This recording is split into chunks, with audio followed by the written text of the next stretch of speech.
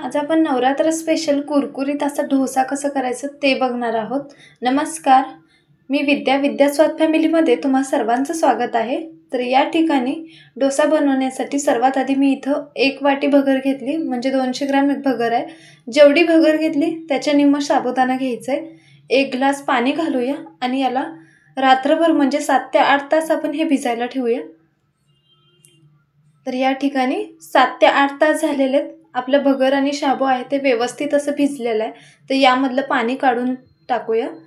जे काही साहित्य लागतं ते खाली मी डिस्क्रिप्शन बॉक्समध्ये देते, एकदा नक्की चेक करा, जेणेकरून तुम्ही रेसिपी बनवताना एकदम इझी जाईल।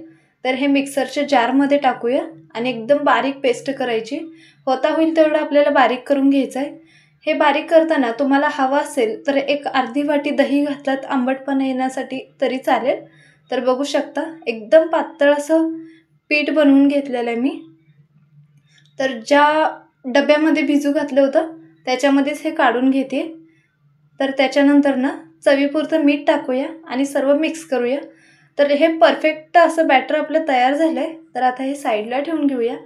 तर त्याच्यासोबत लागणारी चटणी करण्यासाठी अर्धी वाटी शेंगा मी इथं भाजून घेतलेल्या आहेत।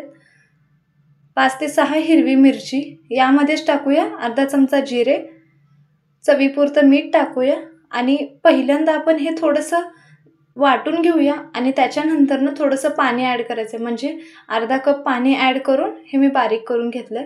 स्टार्टिंगला फक्त तुम्ही बारीक करा आणि नंतर ना पाण्याचं ॲड करून बारीक अशी पेस्ट करायची, जेणेकरून लगेचच ते बारीक होईल। तर हे साईडला काढूया। तर फोडणी देण्यासाठी पॅनच्या कढईमध्ये मी इथं 1 मोठा चमचा तेल घेतलं आहे, अर्धा चमचा जिरे टाकूया। फोडणी चांगली तडतडली की ह्या चटणीवरती मिक्स करून घेऊया। तर अशा प्रकारे डोशासोबत लागणारी आपली चटणी तयार आहे। तर आता डोसा करण्यासाठी घेऊया। डोसा करण्यासाठी तवा एकदम कडकडीत गरम करायचा आहे, गॅस बारीकवरती करायचा आहे, पाणी मारून पुसून घ्यायचं आहे, म्हणजे तवा जो आहे तो बॅटर पसरवता येईल अशा प्रकारे करायचं आहे। त्याच्यानंतर थोडंसं तेल टाकून तेही पुसून घेऊया। तर ही ट्रिक जी आहे ते एकदम साधी सोपी आहे, नक्की ट्राय करून, जेणेकरून तुमचा डोसा अजिबात चिटकणार नाही आहे। तर 2 चमचे इथं मी बॅटर टाकते आणि अगदी हलक्या हाताने पसरवून घ्यायचं आहे। तर एवढ्या बॅटरमध्ये जवळपास 6 ते 7 डोसा होतात। तर अगदी हलक्या हाताने मी पसरून घेते, बघू शकता। थोडंसं हे वाळू द्यायचं आहे, म्हणजे कोरडं होऊ द्यायचं आहे आणि त्याच्यानंतर ना वरून तूप, तेल, बटर तुम्ही काहीही वापरू शकता। तर मी तेल लावून घेते। तर 2 ते 3 मिनिटातच आपला हा डोसा जो आहे तो तयार होतो, एकदम कुरकुरीत असं। तर रंग चेंज झालेला आहे, बघू शकता। तर आता हे काढून घेऊया। मी याच प्रकारे अजून एक तुम्हाला डोसा काढून दाखवते। जरी तवा गरम झालेला असेल तर परत आपल्याला पाणी मारून ते थंड करायचं आहे आणि नंतर तेल लावून पुसायचं आहे आणि मगच हे बॅटर सोडायचं आहे।